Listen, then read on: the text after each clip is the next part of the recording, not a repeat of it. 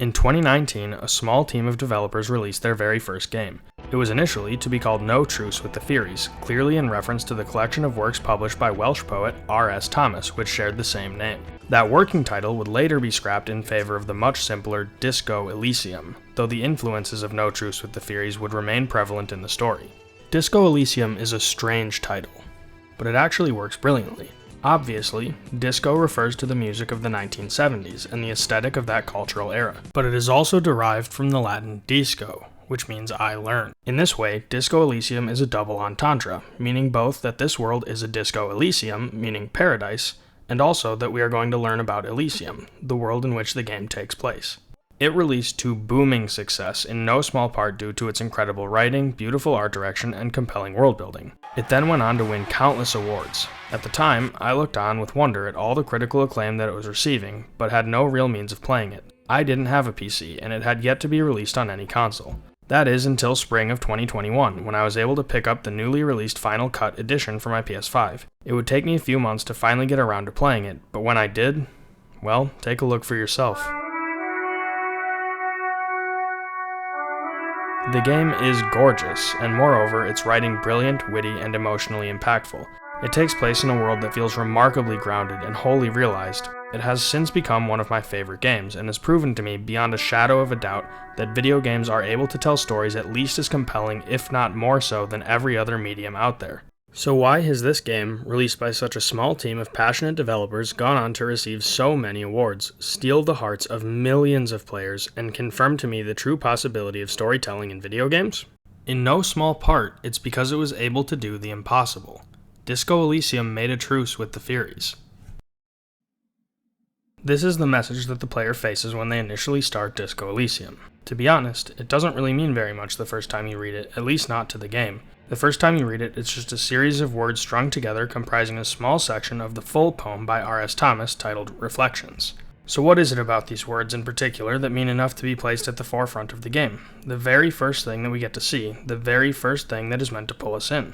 In the full poem, we can see a few things. For example, the Furies that live in the mirror represent those parts of us that we can't seem to fully abandon, no matter how hard we want to. Oftentimes, they manifest to represent past experiences, things we've lost and can't ever get back, or futures that we missed out on. This is where the meaning for the second phrase is found. Regardless of how much we think we've come to terms with the Furies, they are still capable of bringing us down. The Furies won't surrender to us easily, and their existence seems to look straight through us. This is why they live in the mirror. There is nowhere to hide from yourself. The final stanza states that if we allow the Furies to continue ruling over us, if we allow them to continue calling our mirror their home, we will never be able to truly be ourselves. We will always just be a mess of shifting identity, never our own.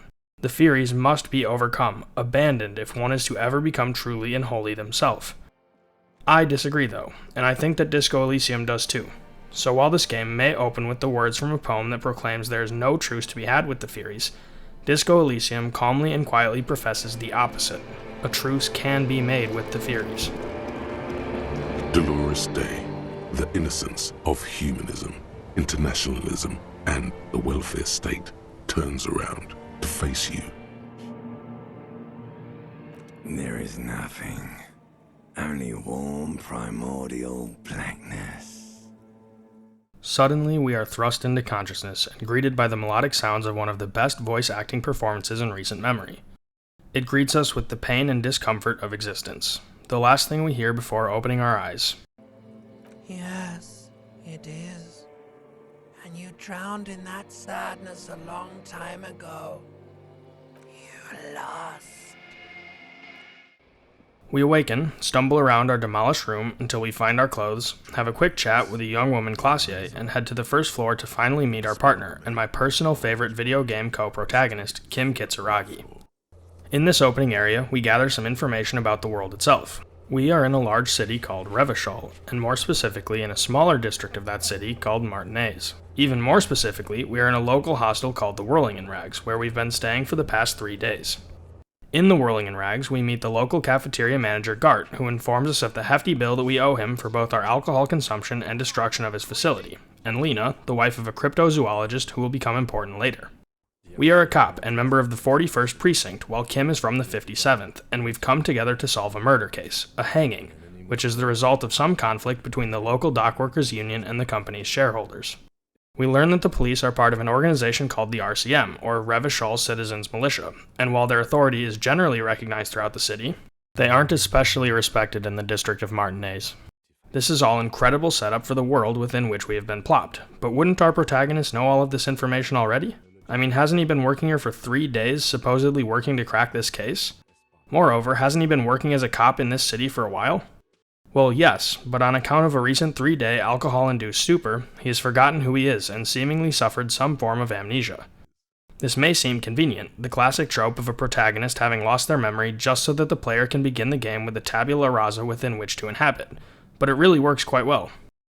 All we know for now is the aforementioned knowledge about the world, and that we have no knowledge of our name, our badge, or firearm location, or anything about who we were prior to waking up that morning. With that, we head off into the world to begin the investigation and figure out how that body managed to find itself hanged in the tree behind the whirling in rags. Before I go any further, I feel obligated to stop and say that if any of this sounds even remotely interesting to you, then please stop watching this video and go play the game for yourself. It's only $40 US, but routinely goes on sale and is worth the price of admission 2 times over.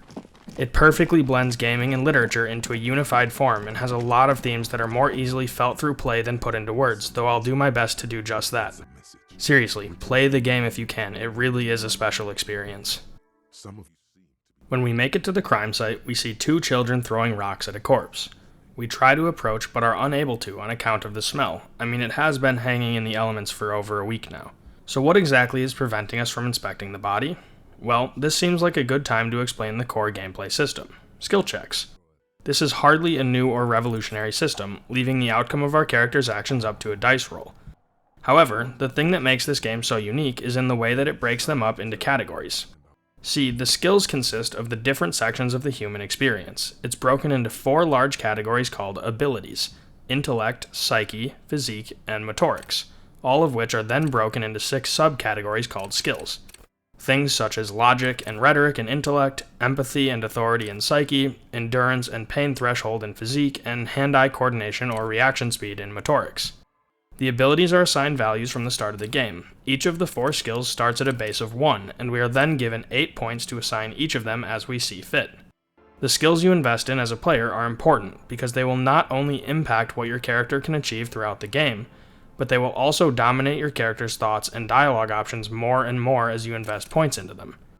I chose to create a perfectly balanced character with 3 points in each ability. This meant that I started the game with 3 points in each of the 24 skills, because 1 point is assigned to each skill for each point invested in the larger ability. These skills can also be affected in a variety of ways throughout the game. Obviously, they can be improved by leveling up, which is achieved by gaining experience from completing quests and engaging in dialogue with people throughout the world, and investing those newly acquired skill points into them. But they can also be affected by the clothing that you choose to wear, or by consuming drugs or alcohol found throughout the city. Finally, on a more individual level, skill checks are affected by things that you have experienced in the game, learned about in dialogue, or even things that you chose to say. This is where much of the brilliance of the system gets to shine through. Sometimes you can improve your odds of a skill check by saying the right thing, and sometimes you harm your chances by saying the wrong thing, and all those options are impacted by what you, the player, have invested in. It is a genuinely genius stroke of game design. All this explanation culminates in my inability to approach the corpse when my attempt to do just that is met with a legendary level endurance check. Had I invested more points into physique in the character creator, these odds would have improved dramatically.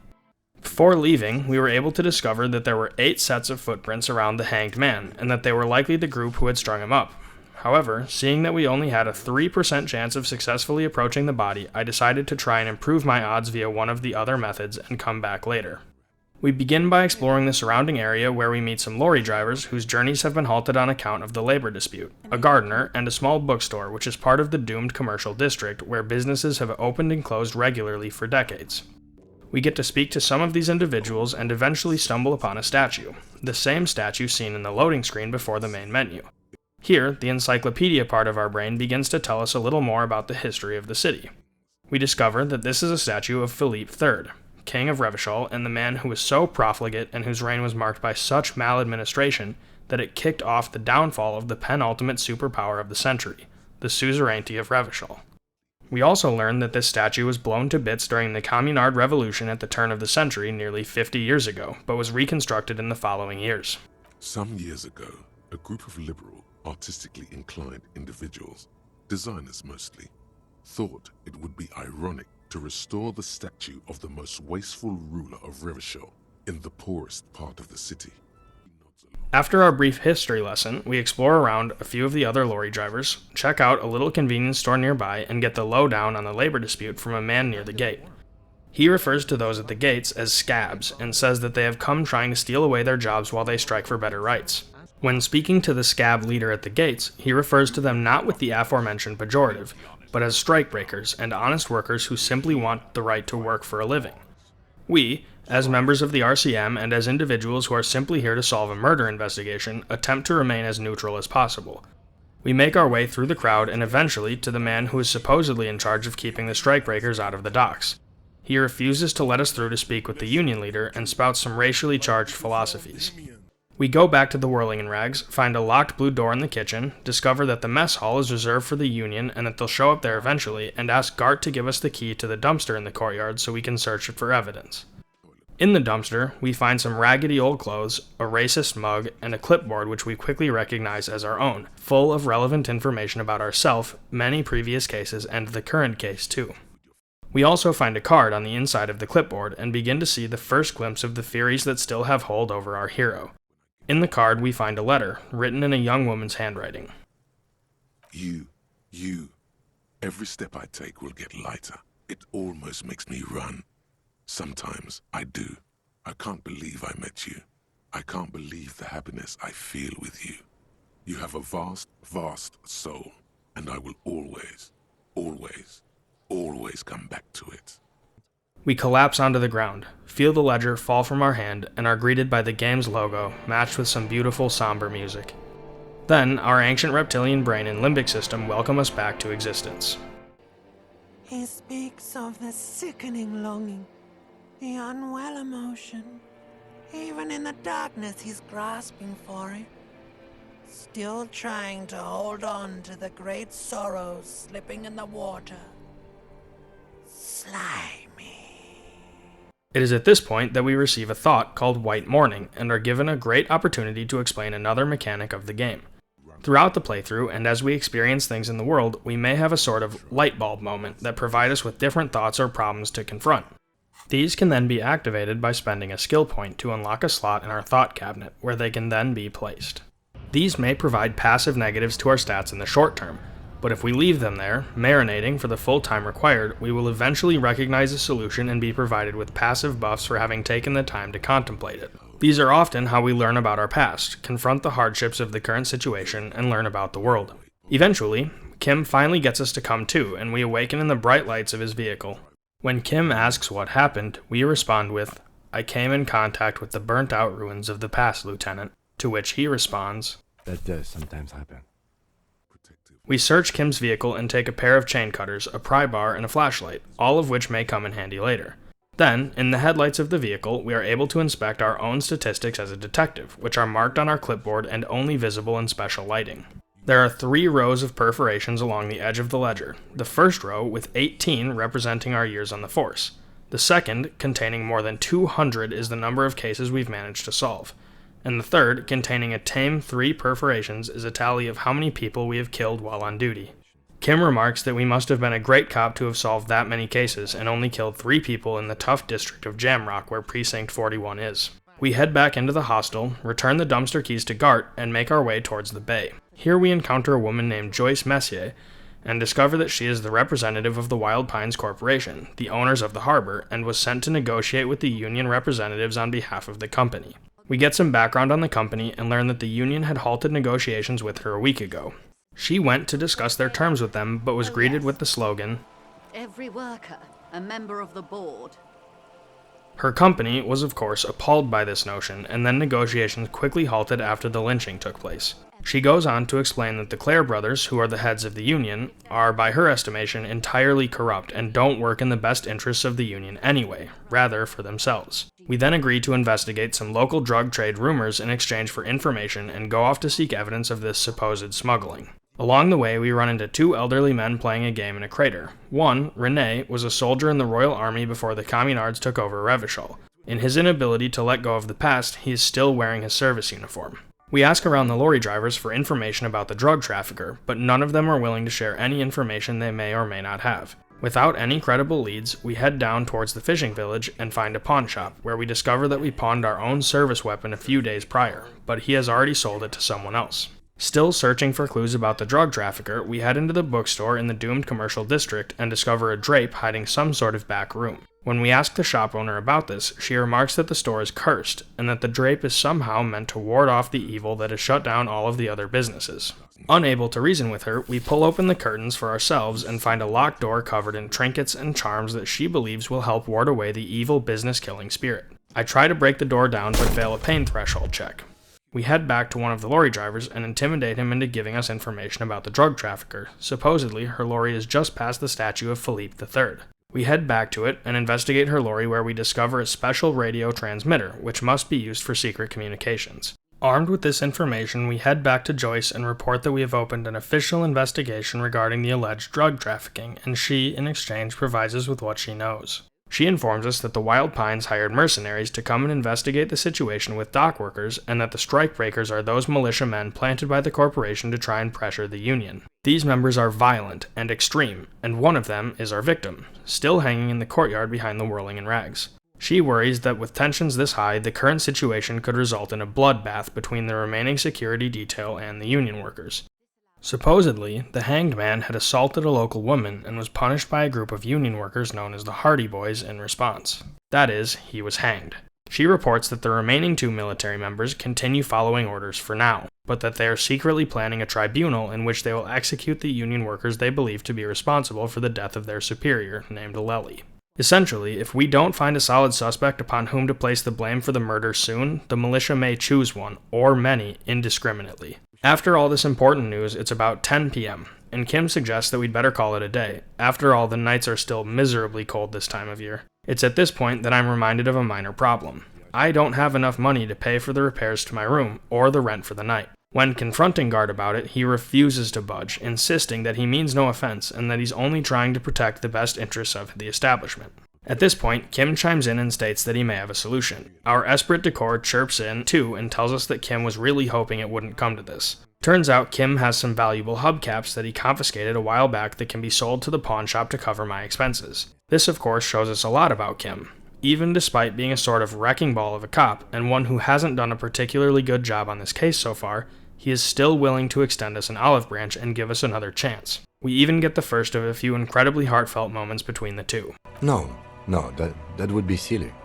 I don't know why I kept them. It doesn't matter. I couldn't put them on this MC anyway. A cop with spinners. That would be outrageous.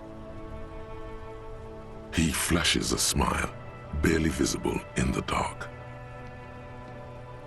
As I said, they're useless anyway. I should have remembered I have these earlier. But thank you.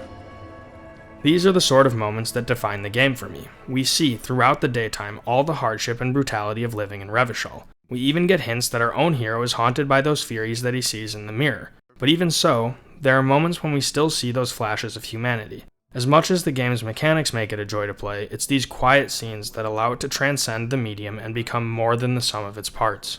So, with Kim's generous gesture, we take them to the pawn shop, sell them for more than enough for me to cover the rent and damages, and head back to the hostel to call it a night. Before heading to bed for the evening, we share a quiet moment on the roof, and Kim explains to me a few different things about the world and the RCM's place within it. Essentially, we were formed by the citizens and endorsed by the coalition who took over and prevented the revolution from succeeding, to try and keep the peace. We ask him why this place is like this, and he explains that it's our own fault. That the reason that we have both been assigned to this case, despite us being from different precincts, is because we have allowed this district to fall between the cracks of the two jurisdictions and not dared to come here enough. As a result, the Union and the Wild Pines Corporation have taken over the void that our lack of presence left, and they haven't done a great job of maintaining balance. Essentially, if our two precincts had been more willing to come to this part of the city, there may not be such high tensions between the Dock Workers Union and the Wild Pines. A man may not be hanged in the whirling in rags, and people may not be suffering so much. Now, with only the cold to keep us company, we officially call it a night and head into our own respective rooms for a good night of rest. But a restful night of sleep doesn't come. We find ourselves dreaming about the case and walking back out into the courtyard where we find ourselves hanging from the tree. We get our second glimpse of the Furies that live in our mirror. We ask this ghost of ourselves who he is. You know who I am. I'm the bad day. The one where you ask her, and then later in the streets, wandering.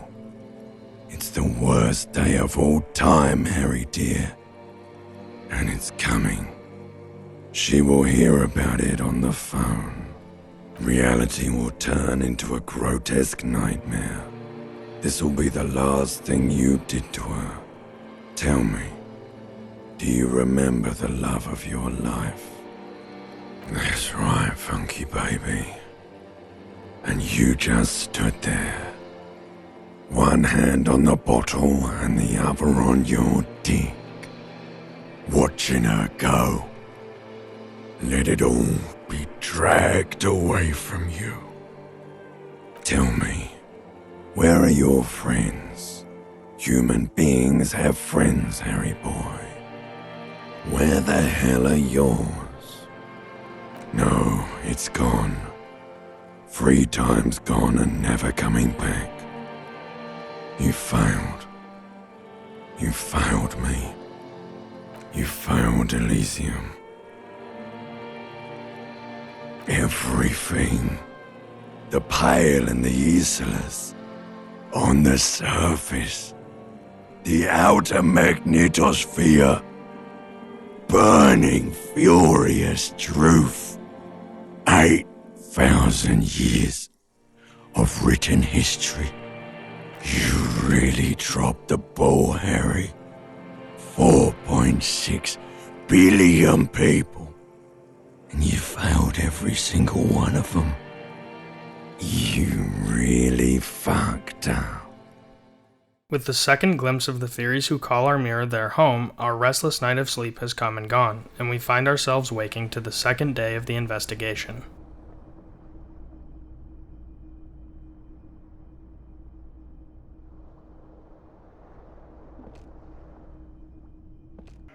We awaken the next day and discover that the union workers are in their typical location in the hostel.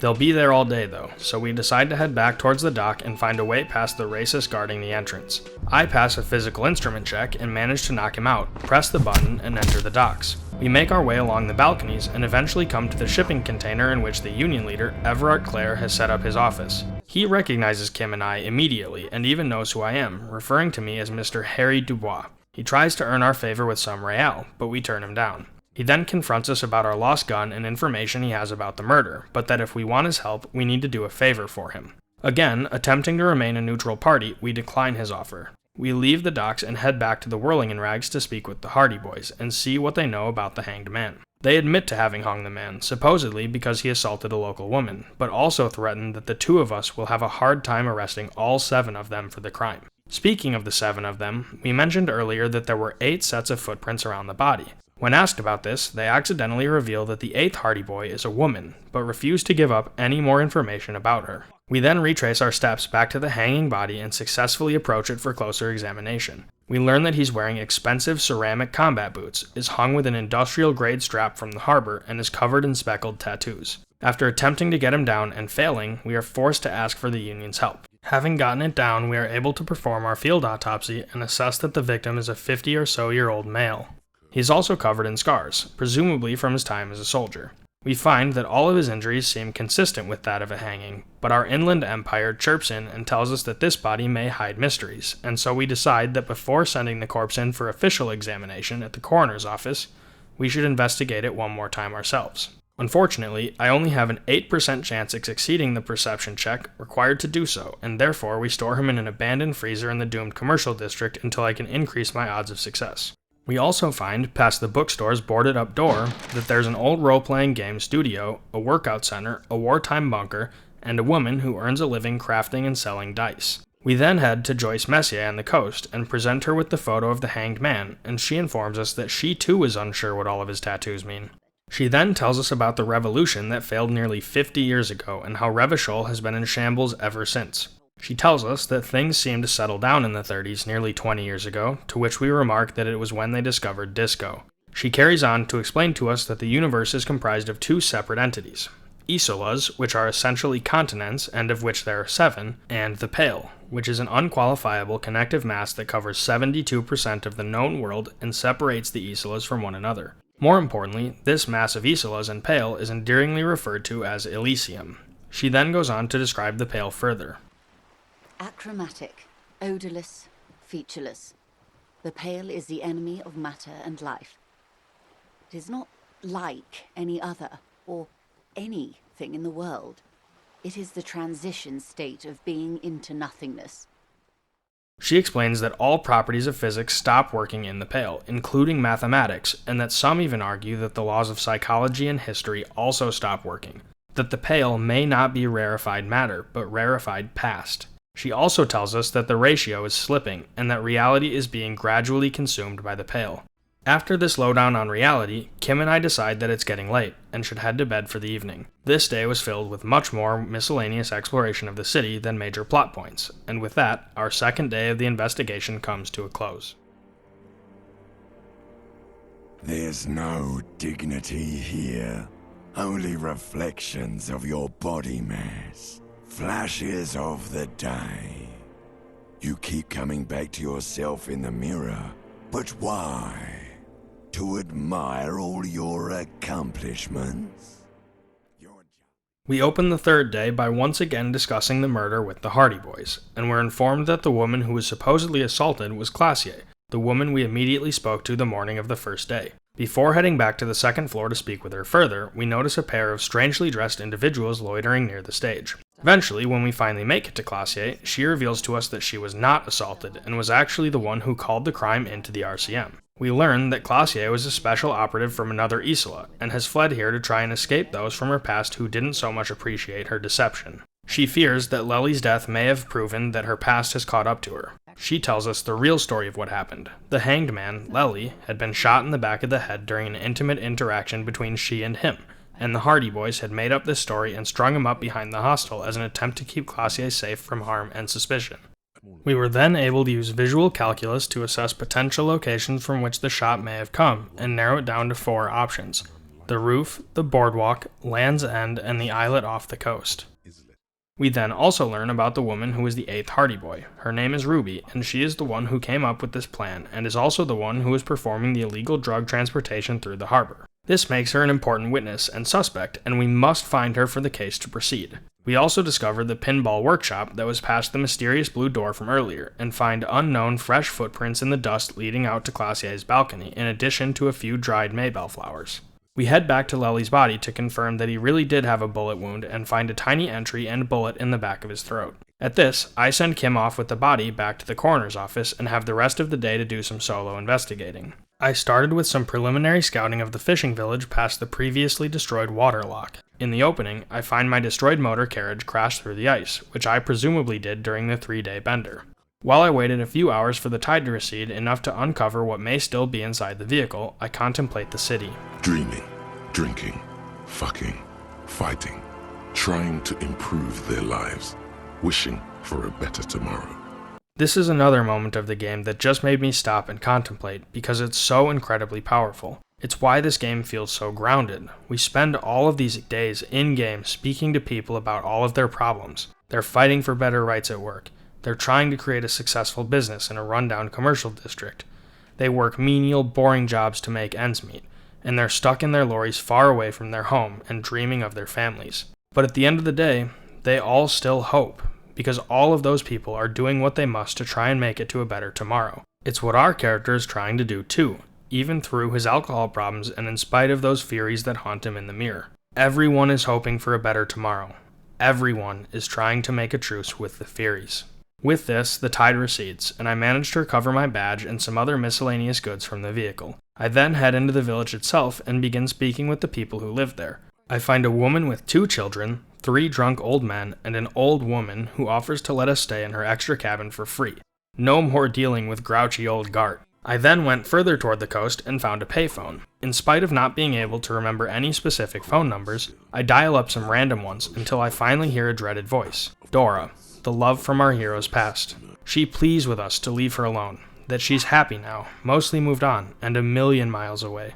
This only saddens us further, and gives us some insight into the past that he's so desperately trying to come to terms with. We come face to face for the third time with the Furies we can't seem to make a truce with. Without Kim, and no real leads on where to go from here, we head back to the Whirling in Rags, where Titus reveals to us that he is suspicious of Ruby, and that she would likely be somewhere in or past the fishing village towards the coast. He also still can't tell if we're actually a good cop, and that Ruby was seemingly terrified of us in particular. With the day running out, we head to the old woman's cabin for the night and discover a bullet under the floorboards as we prepare to conclude the day. We briefly head outside to ask the old woman who had stayed there previously.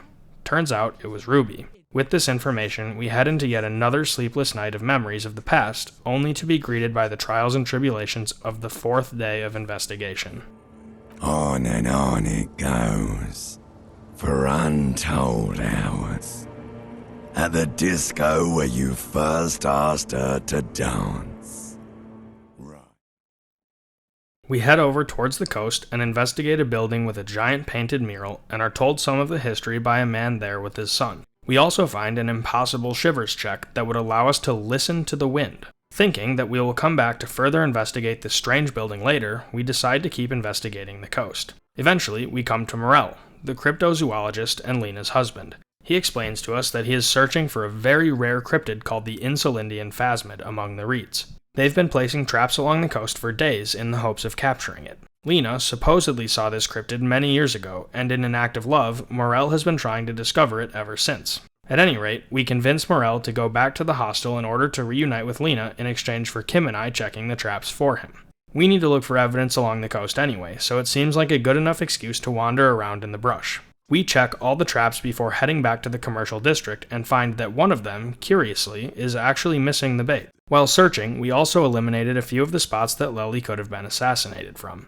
Additionally, we discover a church with a giant shattered glass portrait of Dolores Day, the ruler of the Insulindian Isola, and a woman revered for her leadership even 300 years after her passing. Then, we speak with the children in the village and discover that they recently heard voices coming from the office building with the mural painted on it. This is suspicious, and we head back to check things out. Knowing that Ruby is not to be found in the church, around the reeds, or in the fishing village, this is one of the few places left to be thoroughly explored. As we approach, the shivers part of our brain whispers to us. She's down there. We manage to pass a savoir-faire check and climb onto the roof, descend through the stairwell down to the bottom, and let Kim in through a door on the base level. This seems to be a Revolution-time war bunker, and as we venture further in, we realize that this is definitely where Ruby is to be found. We approach her and are met with a weapon that she created, one that emits harsh waves of focused pale. This incapacitates us, but we are still able to speak with her while she holds us hostage. Ruby denies having committed the murder, but does go on to admit that she staged the lynching. Ruby also informs us that Glacier was the one who actually came up with the plan to make it look like he'd been hanged. She explains that the shot couldn't have come from the balcony itself because no one heard any gunshots downstairs. This means that the shot must have come from further away. She also explains that I rode into town with 3 others, fellow cops, to help me with the case, but strangely, we haven't seen any of those people. She claims that she must be hitting the road, but before she can, we manage to destroy her pale-emitting weapon and regain control of the situation. In an attempt to save her from herself, we allow her to escape the scene since we know that she isn't related to the murder anyway. Better to let her go than to watch her die by her own hand. Armed with new information, we head back towards the Whirling in Rags to question the Hardy Boys and Classier again, but what we find is a situation far more dire. The remaining 3 soldiers are holding their tribunal against the Hardy Boys, and we must intervene. Unfortunately, I never found my police-issued weapon, and so I charge in between the 2 parties armed with nothing but information and good intentions. I am unable to convince the soldiers to back down, and warfare opens in the streets. We are shot, and shortly thereafter hear Kim bending over us, trying to save our life. Suddenly, you see one of the soldiers sneaking up behind Kim and manage to warn him just before his body falls onto ours and we succumb to the darkness. There is no room for hesitation. The lieutenant turns around and fires, his body falling on yours in the course of the motion. You hear a roar of pain, a death scream. The sound disappears like someone pressed stop on the tape. The hulking figure, too, is gone. And so is Kim, and the whole world. This is death. One more door, baby. One more door. The fight? There is no fight. The fight is over. It was lost 1,000 years ago. You have laid here forever. Keep falling deeper. Take the door. He's not taking it. His body is not taking it. Oh God, no. He's not disintegrating. He's swelling up instead. Over the hours, hurting, moaning in his sleep. You see the lieutenant's familiar shape in the orange jacket. It turns double, then triple, from the pain. We awaken 2 days later, lying in our freshly cleaned room at the Whirling in Rags, and see Kim standing over us, welcoming us back into consciousness. Fortunately, the bullet only caught our left quadricep. He informs us that 5 of the Hardy Boys did not survive the tribunal, and that we have failed the people we were supposed to be protecting. He also tells us that he only left the fight unharmed because we were able to warn him just before he would have been attacked. We saved his life. He remarks that it was not a success, but he smiles. We are still alive, both of us. We decide that the killer must be outside of the circle of suspects we've had thus far, and that it's time to do ballistic analysis again now that we've eliminated some of the possible locations from which the shot could have come. We head back to Classier's room and discover that she has vanished, but she did leave a red string tied from the balcony into the room. She left us the trajectory of the bullet, and thus the location of where it came from. This trajectory, in addition to us having eliminated the other options, tells us that the shot must have come from an islet off the coast. With this newfound evidence, we head towards the fishing village, ask the woman if we may borrow her boat, and set sail towards the island. Upon arriving, we discover that it's a Revolution-era fortification. We find a generator that is locking a door leading to the other side of the island. Before we head through, we decide to take a brief rest on a bed in the bunker and find ourselves dreaming of our past and of the place that the Furies call their home. We approach the water and walk across to a street corner where a woman stands. She is Dora, our lost love, but appears as the idolized and romanticized Dolores Day. We speak with her about that day, all those years ago when she left. She tells us how well she's doing now. I'm doing really good, actually. Both professionally and romantically. I've come to a fulfilling and peaceful period in my life. Well, how are you doing, Harry? We move along, asking her questions about life, where she's going, why she's going, and about what happened to us. She says, You don't have to hate the world. Can't you see how kind and beautiful everything is? I don't have time to deal with your pessimism. We see the difference in their perspectives here. Dora was able to move on when their relationship crumbled. She was able to conquer those Furies and make a new life for herself. It was 100 million years ago. I was someone else then, filled to the brim with love for you, hanging on your every word. Oh, Harry, you were the coolest.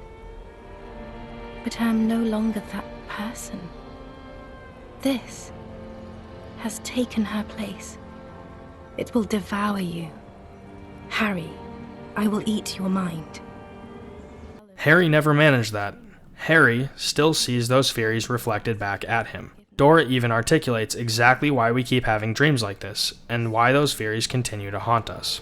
Oh yes, this is real darkness. It's not death, or war, or child molestation. Real darkness has love for a face. The first death is in the heart, Harry. See you tomorrow.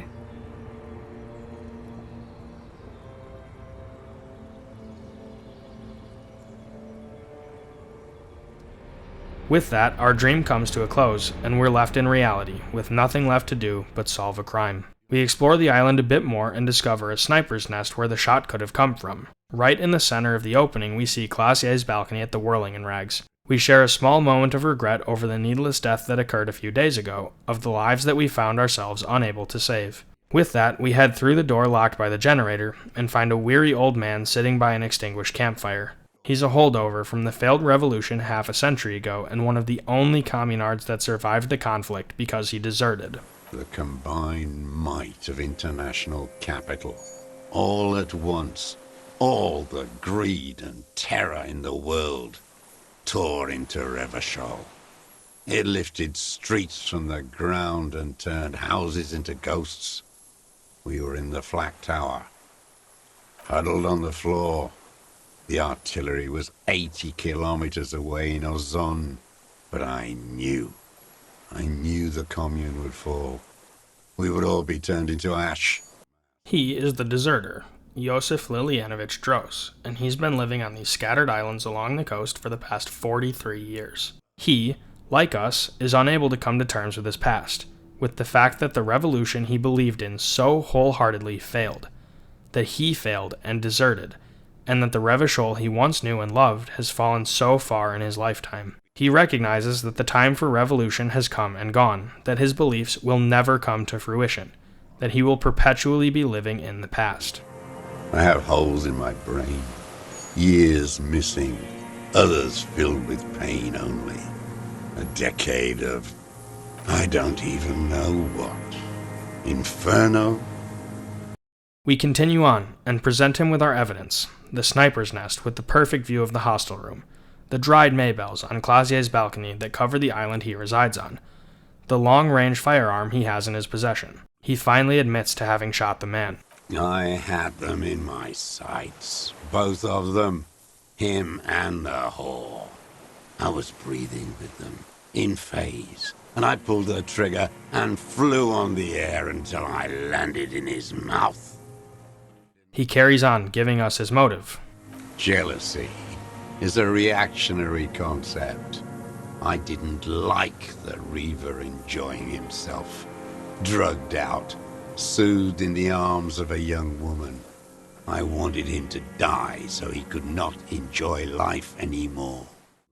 He goes on to elaborate that he saw her arrive in Martinez months ago, that he left her flowers the day after he killed Lely when he saw her crying on the floor, that he doesn't even understand his own actions anymore. We've got our killer. We've finally solved the case, and at the same time see ourselves mirrored in this old man, someone haunted by the past, dreaming of a love and future he can't ever have. We see a man who made no truce with the Furies and find ourselves reflected in him. The difference is there is no hope for Josef, living in squalor, but for us, we can still move on.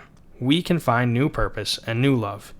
We can still make a truce with the Furies. When we go to arrest Josef, something rustles in the reeds off to the side. The Insulindian phasmid is not something that I expected to actually find when Morel told me about it all those hours ago. At first, I thought it seemed a little out of place in a world so grounded, but I actually think it's a really perfect moment to wrap up our case. We start by approaching it slowly and respectfully, and eventually, after passing an Inland Empire check, we manage to speak with it. We say that we are glad to be alive and such a sensitive being, to which it responds, Few of us can begin to imagine the horror of you. With all of creation reflected in your forebrain. It must be like the highest of hells, a kaleidoscope of fire and writhing glass. Eternal damnation. Even when you're sleeping, and when you wake, you carry it around on your neck, with eyes open that cannot help but swallow more behind the mirror. I feel great, mute empathy for you. It explains that life is incredibly difficult and painful for humans, and that the insects look on in meaningless awe, silently rooting for us. We ask it what it is exactly. It explains that it's an unknown species of phasmid that has spent the past 350 years masquerading as the reeds, cloning itself, and playing with trash and buoys, hiding from people. It goes on to explain that the Pale is a nervous shadow cast into the world by humanity, eating away at reality. You're a violent and irrepressible miracle. The vacuum of cosmos and the stars burning in it are afraid of you.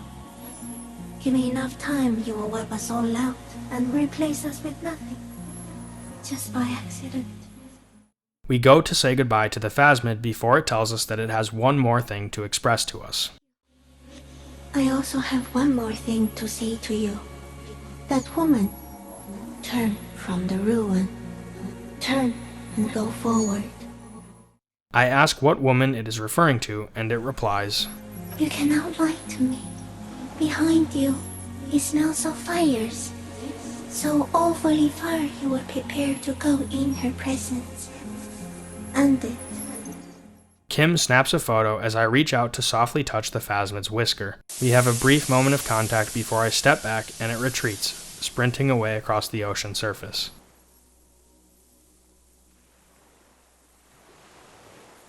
Having solved our case and needing medical assistance before arresting Yosef, we sail back across the bay and find a few people waiting in the hamlet for us. Come to find out, those people at the Whirling in Rags and the man standing near the mural were fellow police officers, our special task force and partner, assessing our competence throughout the investigation from afar. Our amnesia is justified here as a good mechanic in the story because our actions throughout the investigation are judged by our peers. Our partner judges us harshly for losing our memory, driving our motor carriage into the ocean, never managing to recover our gun, letting Classier and Ruby escape, and that 8 people died while we tried to solve this case. However, I do manage to show them my recovered badge and explain that I haven't been drinking on the job, a fact that Kim confirms. He also comes to our defense here. He did everything he could. We did everything we could. The company hired and vetted mercenaries. Lieutenant Dubois got between them and the locals. He did so at considerable risk to his person. Remember, he was shot. We stopped an execution, not a negotiation. The loss of life was minimal compared to what it could have been. Our partner then turns to ask Kim what his take is on our competence. After all, he has spent a full week working on a complex case with us. Kim goes on to recount the many things that we have messed up and the ideologies that we seem to express throughout our playthrough, but continues on to express his support. He is a great detective, one of the best I have seen, in fact. He can talk human beings into telling him anything, and he doesn't stop. In all the time I've spent with him, he has not once stopped working on the case. He is tireless, madly driven, and he solved it. We have a confession, a murder weapon, and the perpetrator, locked on the island right now, awaiting transportation. He apprehended a revolutionary brigade who stayed hidden for 50 years, ever since the revolution, who's probably committed other murders over those years. Oh, and he also discovered a new species. This moment left me with the biggest smile on my face. We have spent the last week of game time working relentlessly on this case and getting to know Kim along the way. Having him come to our defense and express our closeness through his kind words feels earned and cathartic. We then make our own case for our competence, explaining that we have a motive from Yosef, ballistic analysis, and a bullet in the victim's head that matches his murder weapon. Our peers admit that we did a good job on this case, and agree that we are still capable of leading the unit. Before we head off to conclude the case, Kim expresses his respect for our precinct, and we offer him a place in our unit if he wants to transfer to Jamrock, to which he replies, I do like the sound of that. The story concludes with a shot of us all getting into a motor carriage together, and finally, the game's title card.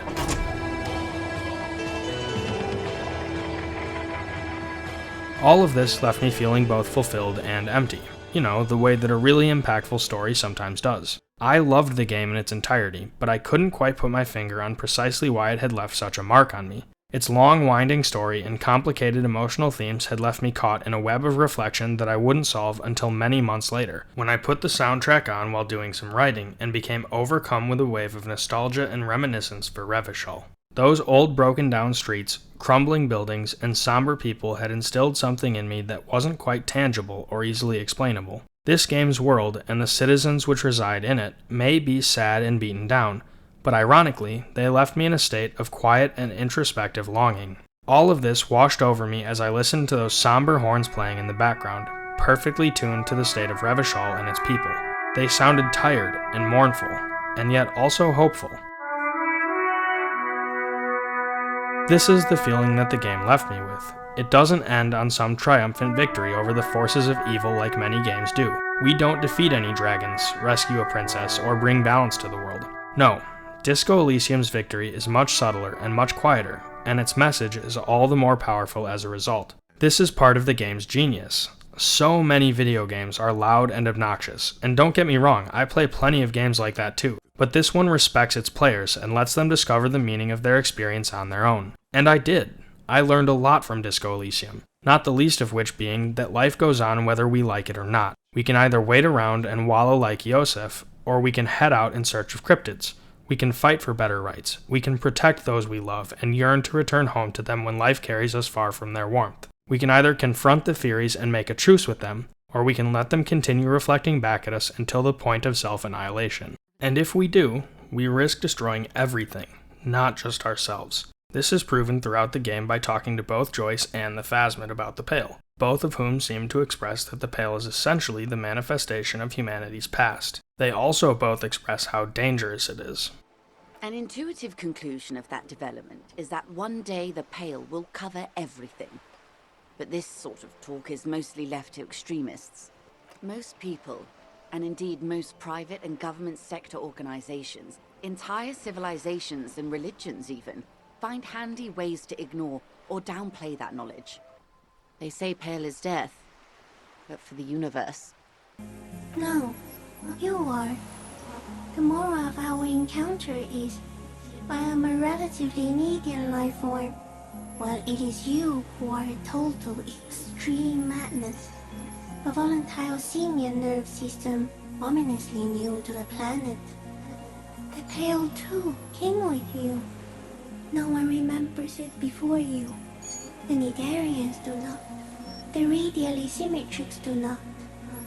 There is an almost unanimous agreement between the birds and the plants that you are going to destroy us all. This is why the Phasmid is such a great way to end the game. It shows us just what we risk by not making a truce with the Furies, by letting the past continue dominating our present. We risk destroying far more than just ourselves if we don't start looking toward the future. In a lot of ways, this game is also about compassion and empathy, looking at the world through others' eyes and not shuddering at what you see, but making an earnest attempt to understand. It's why the game doesn't harshly judge Iosef for his actions, and why it doesn't end with us parading the murderer through the streets to applause from the people of Martinez. The game knows that Iosef isn't evil. He's a man, beaten down by decades of isolation and defeat. He's a man who never managed to make a truce with the Furies. I spoke in my video on Elden Ring about how the main menu feels different after you beat the game, how the theme is more impactful once you've seen the final boss. Disco Elysium's menu is also different after you beat the game, and its reshaping of the menu's meaning is the most impactful of any game that I have ever played. The first time you boot up the game, you see this beautiful and colorful cityscape, a small rundown village in the forefront, massive sprawling city in the background, and above all of it, a beautiful skyline. You don't yet know that the church is abandoned. The statue is an ironic idol of poverty of Revachol, or that there's a body hanging somewhere behind all those broken down buildings. All we see is the beauty of the city. When you see the main menu after concluding the game, you realize something else entirely. This is the same view that Iosef saw from his island day in and day out over the past half-century. The same cityscape that we have seen as beautiful every time we logged in, Iosef looked on at with disgust. He couldn't see the beauty of the city, not because it wasn't there, but because the Furies were telling him something else. This is the city you abandoned. This is the city you failed, and it's because of you that it's in this broken state. Iosef never managed to move on beyond his failings, and as a result, he looked on at this gorgeous view with contempt and regret. It's this contrast in experience that makes the menu so poetic. We see the beauty of the city and the hope of its people, and at the same time and from the same perspective, Iosef sees only his failings. This is the ultimate lesson of the game. We can live in the shadow of our Furies like the Deserter, or we can learn from the Phasmid and make a truce with them. And if we can manage that, then maybe there is still hope for a better tomorrow.